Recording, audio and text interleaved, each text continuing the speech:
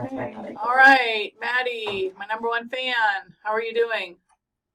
Good. Awesome. I saw another student, I think Andrew, he was on, but then he went away. So I might wait a minute or two to see if he comes back, because he did email me that he was coming. Oh, okay. How's Photoshop going? Sorry? How are you doing with Photoshop? Here and there. Yeah? Getting used to how fast it's going now. Yeah. So starting next week is when we enter project phase. So you'll see there's not as many homework assignments, but instead there are more applied projects that you're going to be doing. So there's a big one, the big applied project for a real client, the World Hunger Fair. That's going to be due in a week from Saturday, where you design a palm card, like a marketing piece, for this fair that we have on campus that students attend.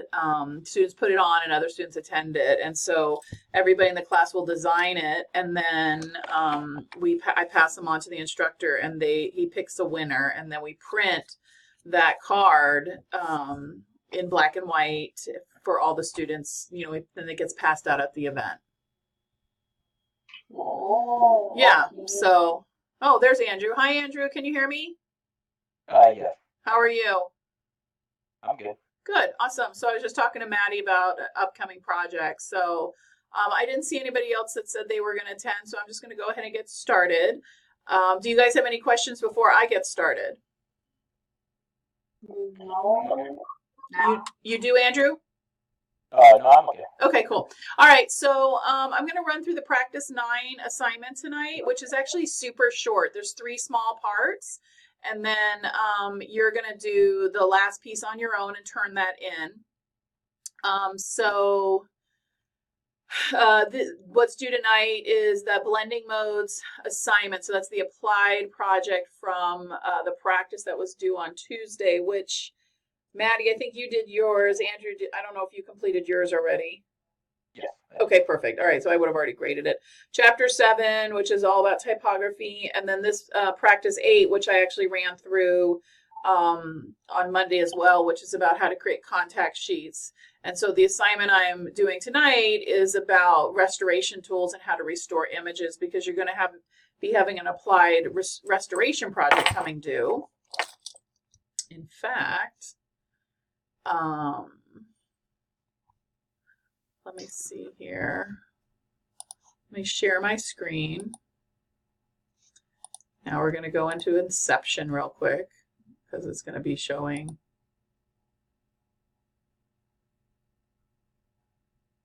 Oh, please don't crash. Please don't crash. Hold on. My system is not responding. It's just never a good thing. My camera went away. Can you guys still hear me okay? Crud.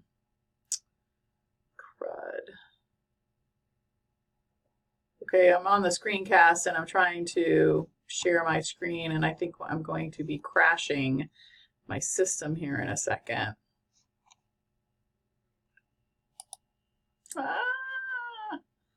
No.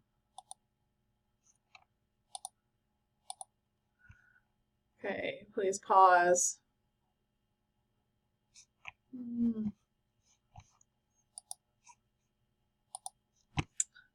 have to redo this.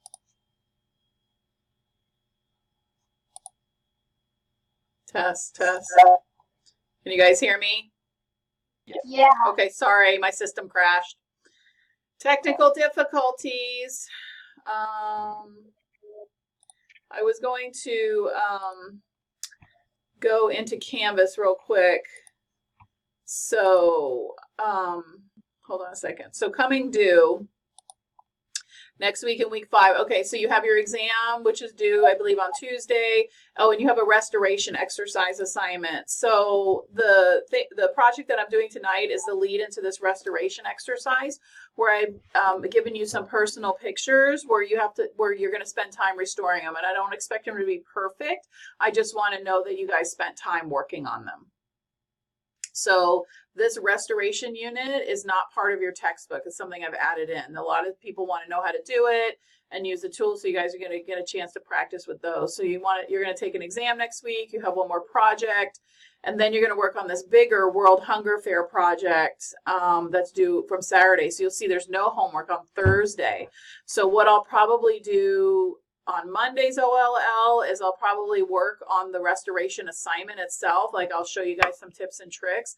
And Thursday night will be for you to check in. Anybody wants to check in and ask questions about the World Hunger Fair project. So I have all the information inside the classroom. There's a video to watch.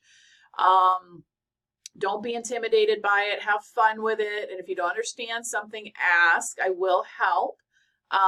But you're designing a card, like a card that's a 5x7, and you're designing both the front and the back. And you're going to do that inside one Photoshop file, and everything is in black and white. So this is a real project. And what I was telling Maddie, Andrew, before you got on was we hold this fair on campus called the World Hunger Fair that students actually put on every semester at the end of the semester, and then other students attend. And so the piece that this class designs is that marketing piece that when you go into the fair, they hand you this card, and then other teachers use it as like a receipt that the students actually attended the fair, because there's some questions on the back the students have to answer. So it's really nice in that multiple departments and disciplines are working together. So the Photoshop class is one part of that. Did you guys by chance look ahead and look at the assignment? Not yet. Okay, no worries. I know there's a ton of information. So when you guys get to it, let me know what questions that you have. All right, well, I'm going to go ahead and, okay, if it crashes again, we'll see what happens. I'm going to share my screen. So let's see if this works. Okay, yay. So I'm sharing Photoshop. Can you guys see it okay? Yes. Okay, and so I have the assignment instructions printed out. And so there are going to be a total of 4 files that you'll wind up turning in for this assignment. 3 of them I'm going to do with you. And then you're going to do the last one on your own. Okay. So there, I've already downloaded the start files. Do you guys have all the start files downloaded? Yes. Okay, perfect. So you should be on the first one. With the boat. So let's go ahead and we're going to go ahead and I'm going to turn to page 2. I'll let you guys jump ahead. Definitely make sure you, as usual, always read through everything that I have in those projects, because I give you a lot of background information on how the tools work and other stuff that's very useful for the upcoming test next week. So, all right, so the first thing we're going to do is we're going to play with the patch tool, and obviously we're going to repair this area over here in the lower left corner. The patch tool works really nice if you're trying to replace something that has kind of a continuous textured background where it's okay that the detail isn't perfect. So what we're going to do is we're going to make a duplicate of the background layer, and I'm just going to drag that layer over the new layer icon, and I'm going to call it patch practice. Okay. And I'm also going to save my Photoshop file. So I'm going to go File, Save As, and I'm going to add my name to the end of it. Okay. I already have my workspace set at essential, so you guys don't have to, I always put that in the beginning of the assignment. You don't have to reset anything. You can leave your workspace the way that it is. You should already be a little bit comfortable now with where to find tools and using the same tools over and over again. So we're going to go ahead and turn on the patch tool, which is over here in a series of restoration tools. Okay, so you'll find it usually under the healing brush or spot healing, whichever one was the last one you used. All right. Did you guys find it? Yes. Okay, and then on the options bar, we're going to dial in a few settings. So under patch, where it says normal, we're going to choose content aware. What that means, which you should have learned from other tools that use it, is that the tool becomes smart, and Photoshop will look at surrounding pixels to try to make that match and make it a little bit more seamless. We want to set the structure to 7, so that's drag that slider all the way to the end. That's going to give us the best match, the most detail. And then we want to not have a check mark under sample all layers. We don't want to put a check mark there. We just want to work on this one layer called patch practice. And then literally all you do to fix it is once you've downloaded and watch what I'm going to do, I'm going to start out here off the canvas, and I'm going to click, hold, and drag around to make a selection. Then once I have my selection, I can now place my cursor in the center and I can drag in any direction. I'm going to drag to the right, let go, click outside the image, and it literally just replaced the water. Do you want me to do it again? Did you get it? Yeah, I got it. Maddie? I'm trying right now. Okay, take your time. We're good.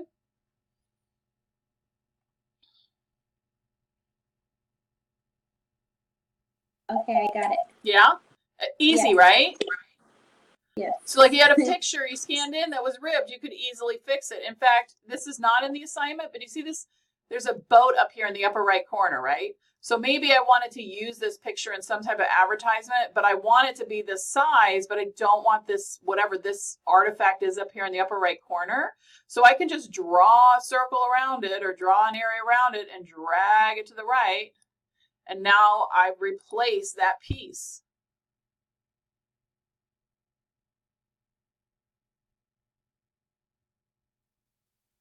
And you can always go back in the history. I could have made that selection smaller.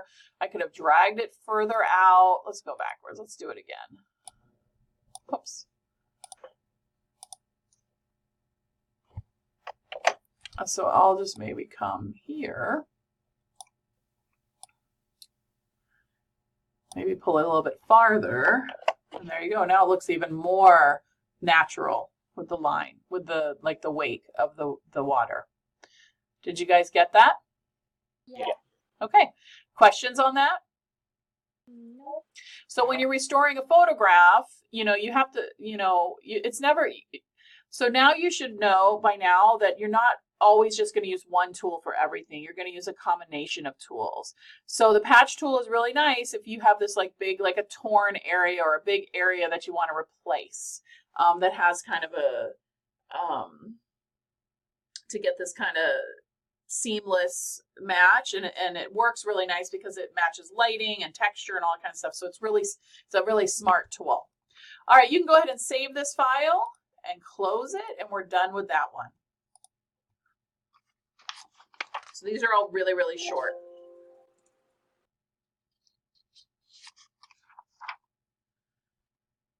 Okay. The next one we're going to work on is the woman that's climbing in the rocks.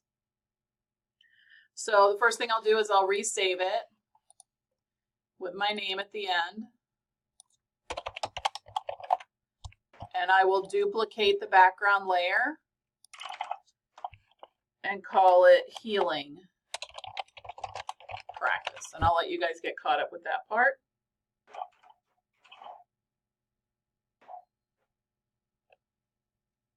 Let me know when you're ready. I'm ready. I'm ready. Okay, go ahead and zoom in on these bullet holes over here to the right. So I'm pick the zoom tool, and I'm just gonna click and move my image over here. So we're gonna get rid of that. We're gonna repair this rock wall so that it looks, more natural. And so we're gonna use the healing brush tool. So it's underneath the patch tool. So we're gonna choose healing brush. So go back to where the patch tool was and pick that tool. And again, this one works really nice. It works with a brush. So instead of making a large selection, I'm going to use a brush tip to paint, or to make a selection, similar to how we used the clone stamp tool earlier. But what the healing tools do is they actually look at the pixels around it and help them blend a little bit more. So the settings I want to change up here, I want the brush size to be not 5,000 pixels. That's ridiculous. 35. And I'm going to set the hardness to 61. And I'm going to set the spacing to 22. And a lot of students are always like, how do you know what to type these in? Well, I took this assignment, I found this as another assignment, so that's what they had dialed in, but you just want to experiment. You can always go back to your history panel if you need to, right? And try different settings. But what I'm trying to do is I'm trying to find a brush size that can fit the bullet holes, but also enough of the wall around it that would kind of make a nice blend when it's going to blend all those pixels together. So this is a pretty decent size. Under sample, we want to make sure that you have current layer. This is on the options bar as well. Okay. And then all you're going to do is you're going to come down here. Oh, also under aligned, you do not want to check mark here under aligned. Okay. This will make sure that whatever sample point we pick will follow our tool when we move it. So what I'm going to do is I'm going to come out here with the tool and I'm going to find a nice clean area of the wall that I like. Maybe I'll pick up here. I'm going to hold the Alt key down. That changes the tool and lets me know I'm about ready to make a sample. And I'm just going to left click one time. And then what's happened is you can see I've loaded that piece into the brush. And then I can literally just hover over that and click one time. I can click. I can click. I can click. Click. And I have replaced the wall.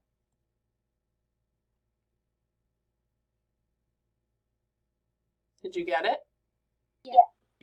Yeah, easy, right? You're like, this is easy. I totally want to be paid lots of money to do this. Now, I want to move to the left side, or I'm going to move to the left edge of my picture. And remember, an easy way to do that is I can hold the space bar down right now without changing my zoom. It moves to the pan tool, and I can move all the way over here to the right side. Because now I want to fix these areas in the DJ, but I'm going to show some other tools. Okay. Okay, so we're going to do the DJ part.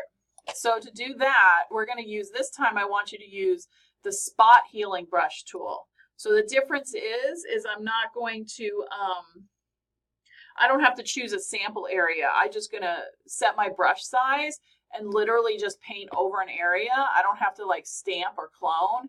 And then Photoshop will take the pieces around it and again blend it. So working similar, but a little bit different. You're going to find the tool that works best for whatever picture you're restoring or editing or changing. So this time under the spot healing brush tool, I'm going to do the same settings I had before. I'm going to set my brush size to 35 and my hardness to 61 and my spacing to 22. And then up here next to type, I want to choose proximity match. And then I want to make sure there's no check mark next to sample all layers. And so you can see when I pull my brush out here, it pretty much covers DJ, right? So I can just literally click, hold, and drag, and it looks like it's painting black. And when I let go, it will match the areas. I don't really like how that looks though. Control Z. Node.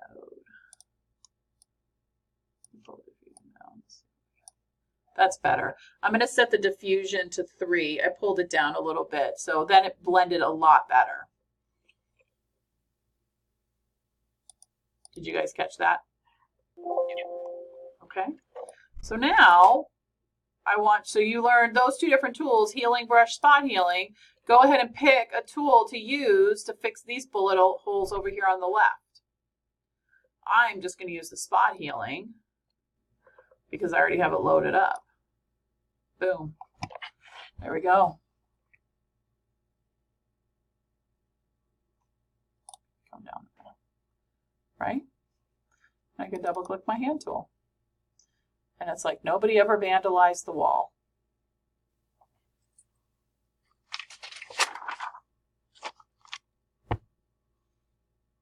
What do you guys think? Pretty good. Yeah, easy, right? Save your file and close it. We're done with this one. And now we want the red eye. Evil eyes. Okay.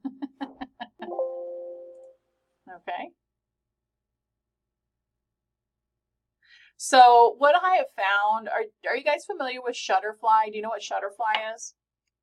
No. No? Okay, so Shutterfly is a photo sharing service online. It's free and you create an account. I've been a member for many, many years, back in the days when scrapbooking was really popular. And you can upload your photos and have them printed, you know, on cards, on mugs, on placemats, whatever. I use it every year. I make a calendar for my parents. I upload pictures. They have templates, the whole thing. It's really easy to use. You don't have to know how to use Photoshop or anything like that. It's meant for, you know, the everyday person. But what I've noticed with Shutterfly over the years is that, you know, they do have some photo editing tools where you can lighten pictures, turn them black and white, you know, maybe fix a few things. And for a long time, they had this red eye removal. You could upload your pictures and you could click on it and do red eye removal. And so I noticed several versions back of Photoshop, they added the red eye tool into Photoshop to make it easy to remove the red eye.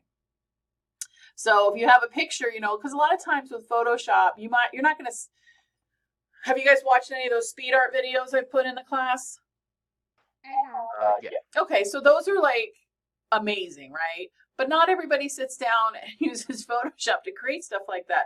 They might be using Photoshop to edit 100 pictures or to resize 100 pictures or to just tweak a few things or maybe add a watermark or something that they're going to do to it, but they're not going to be doing these grandiose edits and restorations and fixes. And so one of the things you would commonly do is people have red eye in photographs. You want to be able to remove them. It's so easy to do.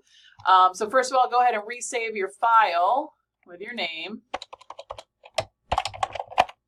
and duplicate the background layer and call it Red Eye Practice. Okay.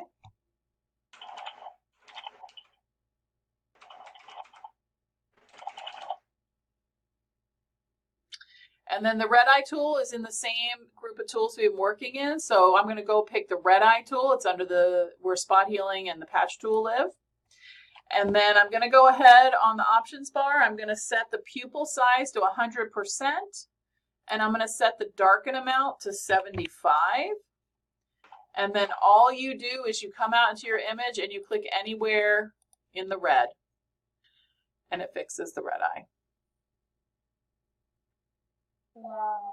So easy, right? Just like that. Just like that. It's like magic, but not really. Save your file and close it. That's all there is to red eye. I mean, it's super, super easy. All right, so all that's left for you to do, so you're going to turn in those 3 files, you're done, and then for the rest, so it's a total, this assignment's a total of 50 points. We have, as I affectionately call him, Creepy Guy, because he's super creepy to me. But what you're going to do is you're going to follow the instructions, but I want you to whiten his teeth.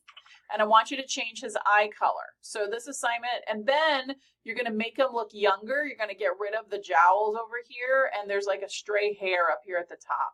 So you're going to kind of go back and practice some of your selection techniques, and then you're also going to practice some of the restoration techniques. This assignment should not take you very long.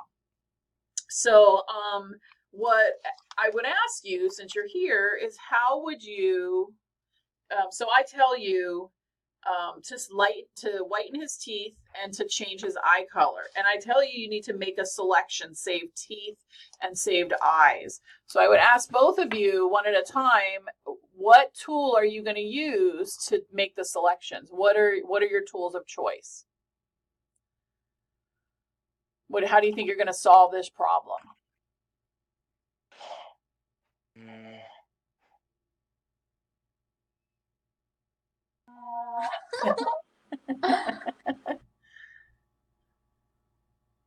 There's this one. I'm not sure if it would fit this type of image where we draw a rectangular marquee around it. Okay. And then I believe it was a quick selection tool. We press on the white or the yellow key. Okay. So you want to use the quick selection tool. So let's just see. I'm just going to zoom in and see if it works. Creepy dude, super right? So I might, the brush size is a little large. So just, keyboard shortcut to reduce the brush size is left bracket, right? So I'm going to come in here. Did I select his teeth? Kind of, yeah. Kind of, right? It wasn't bad, right? What I'd have to do is I'd have to come in here now. I've got sort of a decent selection. And then I could come in here with the lasso tool and I could add and subtract. So I could, you can either use the add and subtract on the options bar. So maybe I want to add this piece right here, right? And I have a floating one, I circle in it, right? And if I want to subtract, I want to get rid of some, or maybe I want to still add. So I want to include like that, right? But I don't want this in here, right? So I could come over here and turn on subtract, right? Not too bad, right? Maybe if I want to get super detailed, right? Maybe if I want to be really crazy and do this little piece in here, right? Right? What do you guys think? There you go. Not too bad, right? Oh, probably don't want these. I don't want to change his gums. Right? Yeah. Okay, so now that I have selection, how do I save it? How would you save that? Oh, I should have made a duplicate of the dude. Would it be select on the options bar up there? Okay. And then save selection. Save selection, yeah. And then I could call it teeth. Okay, that's totally one way to do it. And when you do that, it saves it as a channel right in here. Okay, that's also called an alpha channel. What's another way I could have saved it?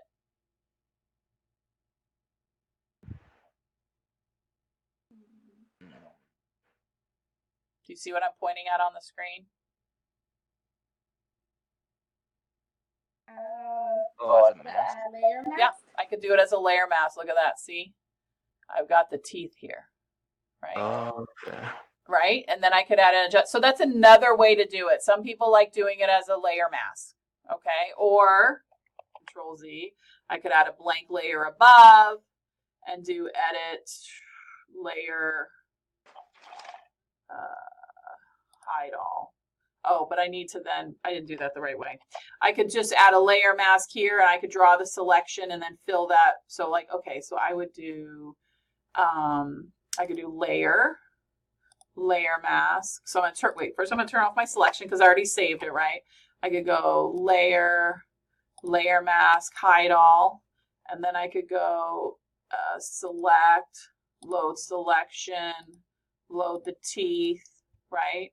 And then edit, whoa, not stroke, edit, fill with white, right? And that makes the, whoops, that makes the layer mask right in here. That's another way to do it. How would you change the teeth color?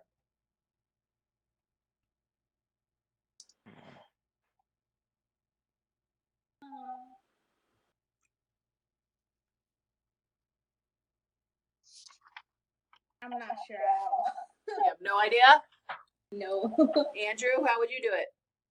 I don't think you want to change the outright color, but maybe like a brightness or a contrast. You could change the brightness. You could change the contrast. So I like to, I'm going to turn off the layer mask. I'm not going to use this one. I'm going to select, load selection. There's many ways to solve this, okay? I'm just showing you the way that I like to do it. So I could do an adjustment layer. I could add maybe I want to add a brightness contrast, right? And so now I can, whoa, that's a little bit cray-cray, like he's got some bad dentures, right? Or he ate way too much candy, right? But just a little bit, that's a really good solution, Andrew, right? So now, and so you can see here's that adjustment layer was added. So if I do this, right? Or if I even zoom out, oops, wrong one. There you go. It's even a little too bright there. And to get back into the properties, if I just double click this little icon, Okay, maybe pull it down just a little bit. Just give them a little bit of whitening, right? Whoops. Just slightly, whatever you want. Or you want to just make them have ugly, gross teeth. There's always that.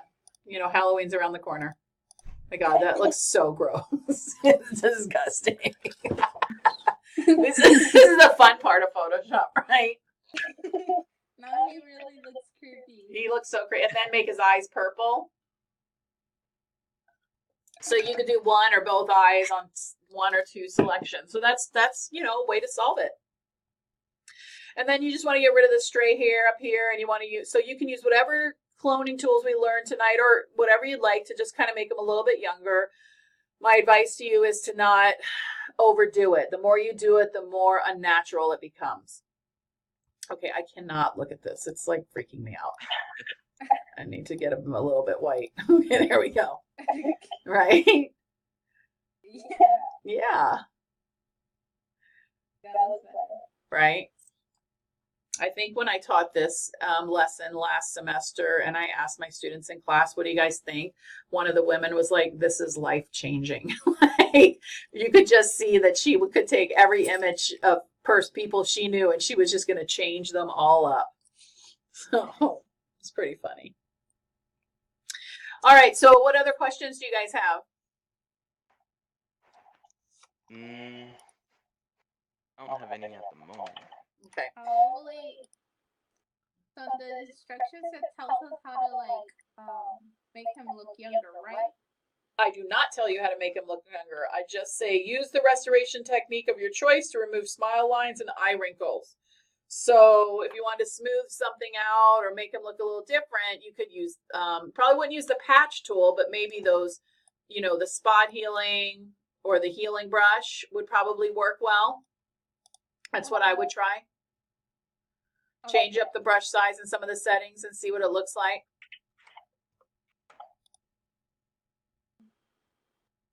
That sounds good. That sounds good. Either the healing brush tool would work too. Yeah.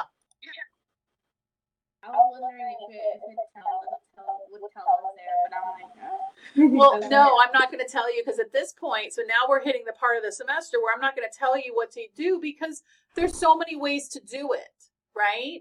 So how you solve that problem is totally up to you. So just remember going forward, 1, have fun, okay? 2, practice and experiment. Remember, this is not an art class, it's a CIS. Not that I don't want you to create things that look good and, you know, are pleasing. You know, this is not pleasing, but it's kind of fun. It kind of it showed us, you know, how to make a selection and whatnot. So that was kind of cool. But there's many different ways to solve the problem. And I want you guys to kind of start to think about all the tools that you've used, going back into past assignments and these past projects, and, you know, and pulling from that and trying and experimenting. But have fun, okay? Okay. Try and have fun. And then also at some point, you got to put a limit on it because you could sit in front of this stuff for hours on end, and then your other classes might suffer, and we don't want that to happen. So at some point, you just got to say, I'm done, I'm turning it in. Okay. Yeah? All right, so just real quick, so that's all I have for tonight. But I do want to show you, so there is a follow-up to this assignment. And I'm gonna show you the 2 pictures you're gonna work on. So that's me. I'm so cute, right? So I have a picture of me. I know, right? I'm just adorable. I think my mom always knew I was going to work at McDonald's. True story. I worked at McDonald's when I was a teenager. So you have 2 pictures you're going to restore here. This is my uncle. So look, here's an old photograph. It's torn. You got some rips here, right? It's got a color cast to it. So it's kind of got that yellow tone. I've got clear, like this red shouldn't be here, right? You've got all these dust and scratches and, you know, pieces of it. It's really hard and faded. So I want you, I mean, I don't expect you to bring this back to the quality it was when it was first taken 70 plus years ago. But I want you to practice restoring it, you know, trying to fix some of the defects in it using any and all of the tools that we've learned. Okay.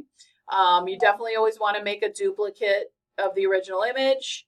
You know, you want to use adjustment layers. You want to make it black and white because clearly this was a black and white photograph. I might use the patch tool here to fix it, but you might not be able to use a large patch because, you know, I have some text over here. You can leave the text if you want. I mean, it's definitely a challenging assignment for sure. I know it's a hard assignment. I'm almost giving you an impossible task. That's okay. I want to just know that you spent time on it, right? And practice. You're just practicing. That's what this assignment is all about. And then the second one is a color photograph. So you can see there's some defects over here. And you can see that the coloring isn't totally natural, right? It's kind of got a blue cast to it. So you might want to play around with adding some different adjustment layers, brightness, levels. Just play around and see what you can do, you know? Don't be intimidated by it. Have fun with it. Make sure you read the grading rubrics. These two are not due. These two are from one assignment. They're not due until next Tuesday. Okay. Yeah. But, you know, I'm showing it now because we worked on some restoration stuff. But if you have a chance to work ahead, I would tell you to knock this one out. Anybody else that's watching this after the fact, knock it out. And then you can take your test. I think the test opens up tomorrow and you have, you know, 4 or 5 days to work on it. But once you start it, you have to finish. You can't keep coming in and out of it. And you definitely want to have all of these sheets with you that you, all of these practice projects I've given you. Those have a lot of great notes in it, a lot of tips and tricks and answers to questions, things like that. All right. Do you guys have any other questions? No. Yep. What about you, Maddie? I'm okay. Okay, well, that's all I have for tonight. So I'll stay online. I'll stay in here, but I'm gonna turn off the recording until 5:15, and then I will upload the video and, you know, like I've done for all the other sessions. And then, you know, obviously, if you have questions, reach out to me as usual. Okay. All right. Well, go forth and restore. Make creepy guys don't look so creepy. Right? Okay. All right. You guys have a good night. You too. You too. Okay.